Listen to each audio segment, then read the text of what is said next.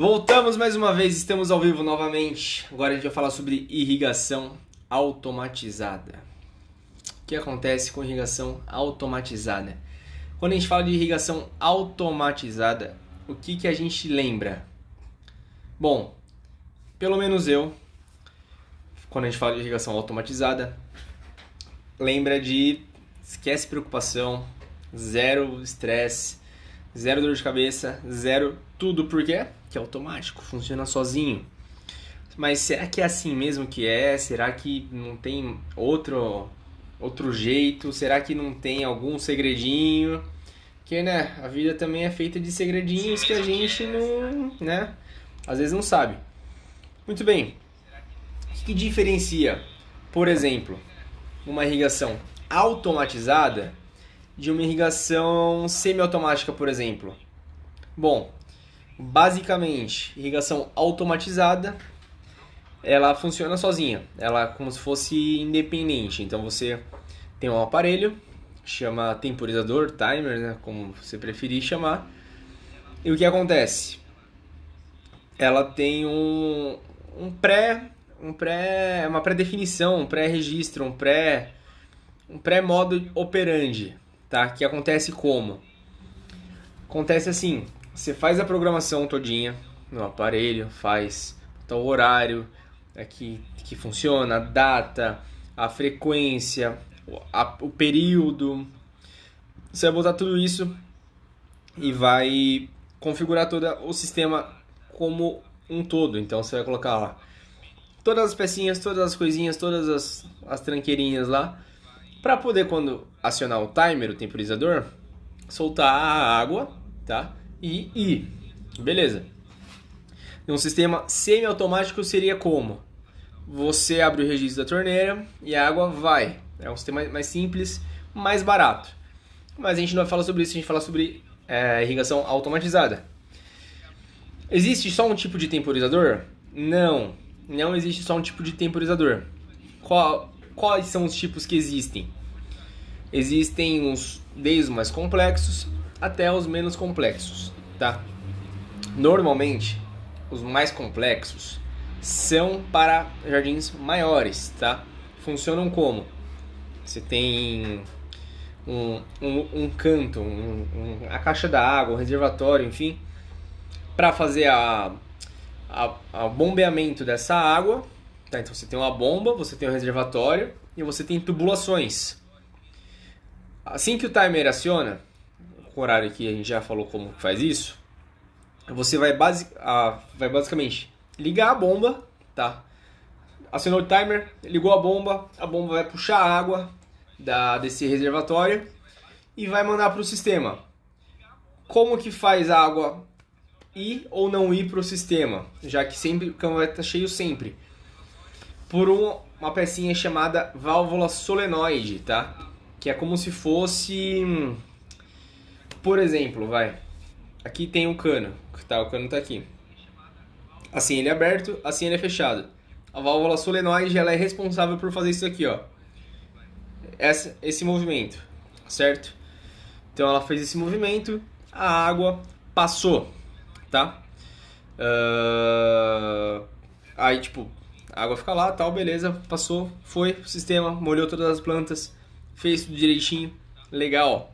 Qual que é o sistema mais simples? Já vem tudo numa pecinha só. Então já tem a bomba, já tem a válvula solenoide, já tem o temporizador, tudo no aparelho só. A única coisa que não tem, obviamente, é o encanamento, encanamento, né? Para poder mandar essas coisas para as plantas, para o jardim, beleza? Aí existem os digitais e os analógicos, tá? Normalmente esses mais complexos são mega digitais, tá? Funcionam com Wi-Fi, com conexão Bluetooth, enfim, uma porrada de coisa. E vai simplificando cada vez mais, né? Simplificando cada vez mais, barateando. Então, com menos função, mais barato é. Os analógicos, que é tipo, literalmente, você na chavinha ali, regular ele, tá? Tem uns que não são nem automáticos, tá? Você tem que ligar na chavinha, botar o tempo que você quer. Aí sim, ó, como se fosse um timer, Ele conta, aí a hora que ele fechar, ele fecha e já era. Aí você vai lá, desliga direitinho e tal. Depois você vai lá de novo, seta, ele vai lá. Então, beleza, tá? Esse é o caso do analógico. Beleza, falamos do timer. Como que funciona o resto? O encanamento, a parte de jogar água. Tem um tipo só de jogar água, tem vários. Como que funciona isso? Muito bem, vamos falar sobre isso então. Depende muito, tá? Depende muito. Por que depende? Para jardim vertical, por exemplo, como a gente já falou em alguma das lives, tá? Se você não viu, faz o pré-cadastro no site para poder ver todas as outras lives que aconteceram. Essa é a live número 13, tá? Então tem 13 para trás aí que provavelmente você não viu todas. Enfim, dependendo do tipo de jardim vertical, por exemplo, a gente tem a possibilidade de usar mangueiras rígidas, tá? Que são praticamente canos mais moles.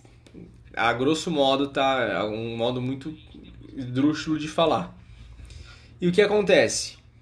Quando a gente fala em jardins maiores, jardins mais complexos, a gente vai ter que fazer um sistema de distribuição dessa água de uma maneira mais eficiente, uma maneira melhor e mais eficaz. De um jeito que não tenha desperdício, não tenha perda, não tenha muita demora na distribuição e que atenda a pressão que a gente tem da bomba, que a gente já falou, certo? No começo da live, tá? Por quê? Vamos supor que a gente tem um espaço quadrado de 10 por 10, por exemplo. A torneira ela vai ficar num canto lá, tá? Ou a bomba, ou enfim, vai ficar num canto. Para chegar até o outro canto, que seria o fim do jardim, imagina que, sei lá, cada 20 centímetros vai ter um negocinho ali, uma gotinha pingando, tá? Porque tem planta. Se tem planta, tem que ter água, senão a planta não vira, né? Então, o que vai acontecer? Essa água vai perdendo pressão. Vai perdendo quantidade de água e vai perdendo pressão, tá? Então, o que vai gerar? Vai gerar ou escassez lá na última plantinha, ou vai sobrar água e tipo, vai até as primeiras vão tipo, começar a esguichar muita água, tipo, vai dar ruim de qualquer forma, tá? Então a gente tem que fazer essa distribuição bem pensada. Uma das maneiras é fazer essa separação em setores, tá? Então vamos já separar. Setor A vai só funcionar uma linha de irrigação. Setor B vai funcionar outra. Setor C vai funcionar outra. Setor D vai funcionar outra, tá? E a gente precisa saber muito bem qual tipo de estrutura a gente usar. Mangueira rígida, que seria jardim vertical, coisas mais simples, tipo uma linha só. Precisa usar, dividir, fazer essa separação? Talvez sim, talvez não. Já fiz jardins grandes o suficientes para fazer a separação em até 4 lugares, por exemplo, tá? Em jardim vertical. E já fiz jardins únicos, tipo com um sistema só, geral para todo mundo, um timer só, que são, sei lá, 60 vasos de chão. Então depende muito da pressão da água do local também, tá? Então você tem que ver tudo isso antes de você escolher o timer, escolher as peças, enfim, tá? Legal.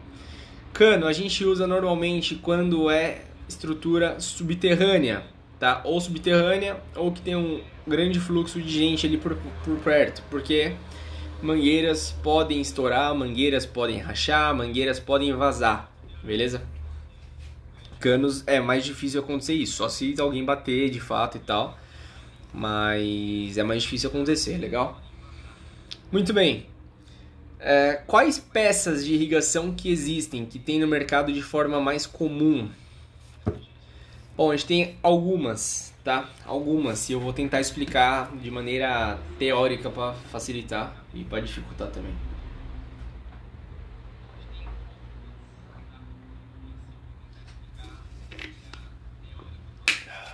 Muito bem. A gente tem desde da pecinha para microjardinagem, que seria microaspersores e microgotejadores, micronebulizadores. Acho que nebulizador não, acho que é normal daí. Não, depende. O que acontece com esses micros? São peças pequenas, tá? feitas para coisas pequenas. Ou seja, um gotejador, o que é um gotejador? É um negócio que sai gotas, tá? Literalmente é isso, ao pé da letra é isso, sai gotas até completar o que você precisa, tá? Todas as peças, quando a gente tá na jardinagem, todas as peças, exceto o aspersor, mas já a gente chega lá, eles têm uma vazão de litros por hora, tá? E o que acontece? Por exemplo, um micro gotejador, um micro aspersor, ele tem uma vazão, média aí de 1 a 4 litros por hora. Ou seja, significa que cada pecinha dessa é capaz de liberar de 1 a 4 litros durante o período de 1 hora. E como que eu vou saber quantos litros a minha planta precisa? Bom, a gente tem que conhecer muito bem a necessidade do jardim, tá? A necessidade das plantas, a necessidade da manutenção, tá? Até para saber a frequência de rega, tá? E o mais importante de tudo, saber a vazão da torneira, pressão da torneira. Porque se a peça tem de 1 a 4 e não tem como regular, significa que se for uma pressão muito forte vai sair 4. E se for uma pressão intermediária ruim, vai sair 1, 2 litros, tá? Então, vou ter que deixar ligado por mais tempo para poder atingir os 4 litros. Tá, vou deixar por 2 horas, por exemplo. Dependendo do tamanho do vaso, tá? Se for um vaso relativamente grande, uma planta que bebe bastante, transpira bastante, a gente já falou sobre isso em algumas outras lives lá para trás. Eu vou ter que ter uma vazão alta, ou então eu vou ter que deixar ligada por mais tempo. Por quê? Porque a planta vai consumir mais, só por conta disso. Então, além de saber o ambiente direitinho, tal, sol, sombra, não sei o que, tal, para poder simular um pouco o consumo de água, não só do solo, mas também da planta, a necessidade hídrica da planta, a gente vai fazer toda essa série de estudos, tá? Para poder definir o tempo que vai ficar. Mas normalmente, aí, via de regra, um vaso grande, um vaso aí com 50, 60 centímetros de altura, pode pôr aí uns 40, 50 minutos ligado de 1 a 2 vezes por dia, que sucesso é tranquilo para manter a terra relativamente úmida, tá? Um gotejador não é capaz de encharcar uma terra de um vaso desses, por exemplo, em 1 hora, nem a pau Juvenal, beleza? Imagina que tipo assim, 4 litros de água é mais ou menos 4 vezes o tamanho dessa garrafa aqui, mais ou menos, tá? Essa garrafa tem um pouco mais de 500 ml, tá? 8 garrafas dessas, vamos supor, 8 garrafas dessas.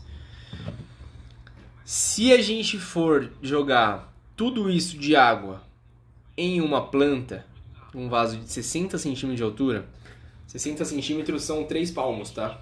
3 cabeças minhas, uma empilhada em cima da outra, é grande. Não vai encher, tá? Não vai ficar lotado. A gente já falou sobre solo também, tem espaços, tem ar, enfim, tá? Tem a raiz da planta, tem o consumo, enfim, relaxa que dá certo, tá? Então, beleza.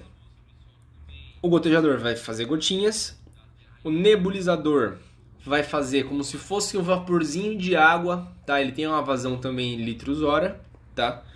Mas é tipo um vaporzinho, sabe quando você borrifa? Sabe? Borrifa água assim, tipo vai no cabeleireiro, o cara borrifa água na sua cabeça pra poder cortar o cabelo. Então, é mais ou menos isso, tá? Vai nebulizar. Para que serve isso?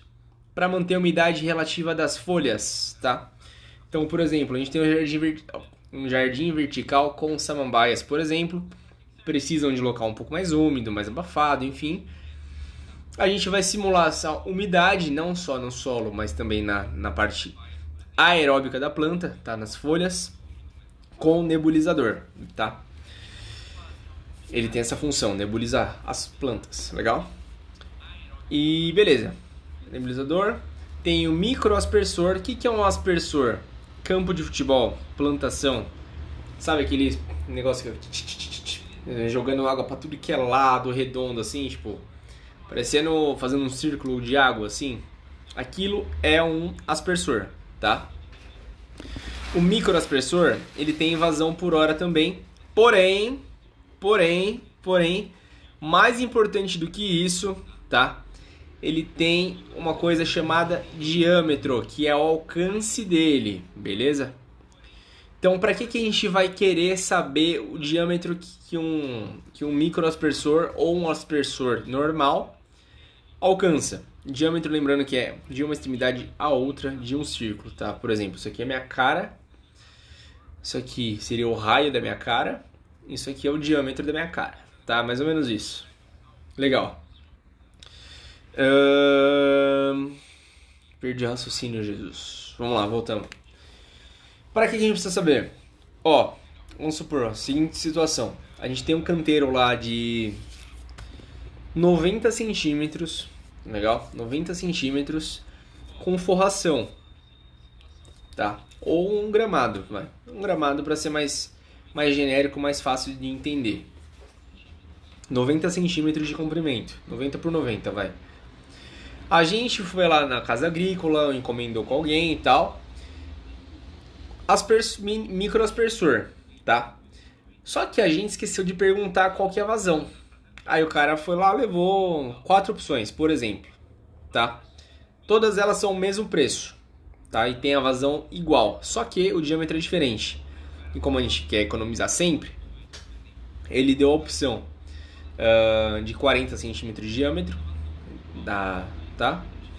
De circunferência, não, 40 centímetros de diâmetro, deu a opção de 50 centímetros, deu a opção de 30 centímetros, deu a opção de 20 centímetros, tá? De diâmetro de alcance, beleza?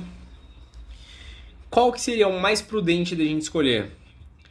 4 de 20, por exemplo, 2 de 40, e falta um pedaço. Qual que seria mais prudente a gente escolher? Seria mais prudente a gente escolher a de 30. A gente vai usar 3, tá? Vai centralizar, tal, beleza, vai distribuir. Todo o perímetro vai estar irrigado, vai estar molhado, porque ele tem essa distanciamento, essa vazão, esse alcance, tá? Que ele alcança até tal coisa, tá? Então a gente vai escolher isso. E a gente vai escolher isso justamente para otimizar e reduzir custo, tá? Porque a gente poderia, por exemplo, molhar mais, molhar melhor com 20 centímetros, com 10 centímetros, colocar um a cada X, entendeu? Só que vai aumentar e tal, e vai ter uma área que não vai precisar estar molhando 2 vezes, porque já vai estar molhado. Então serve justamente para isso.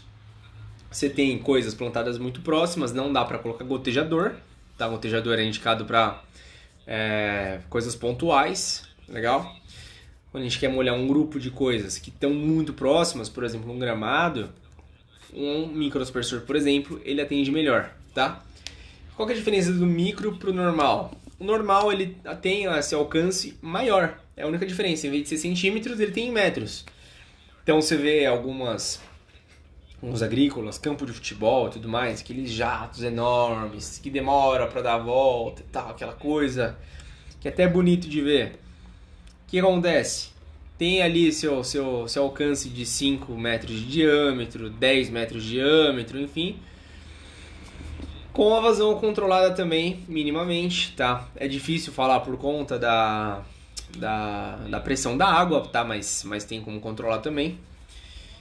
E acho que é isso, tá? Tem tecnologias fodas, tipo assim, aspersor que, tipo, a terra tá aqui, timer aciona, tal, solenoide, pá, pressão da água. Com a pressão da água ele levanta e esguicha. Sem pressão da água ele recolhe. É muito legal. Só que é aquilo, né? Quanto você está disposto a gastar, a investir nisso? Eis a questão. Não é verdade? Bom, então é isso. Entra no site, seja feliz, assista as outras lives, faça o pré-cadastro e é nóis. Boa noite pra todo mundo, até amanhã. Amanhã a gente vai ter uma live muito da hora sobre algum tema ainda que eu vou falar amanhã, que eu não sei ainda qual que vai ser, tá bom? É nóis, boa noite, falou.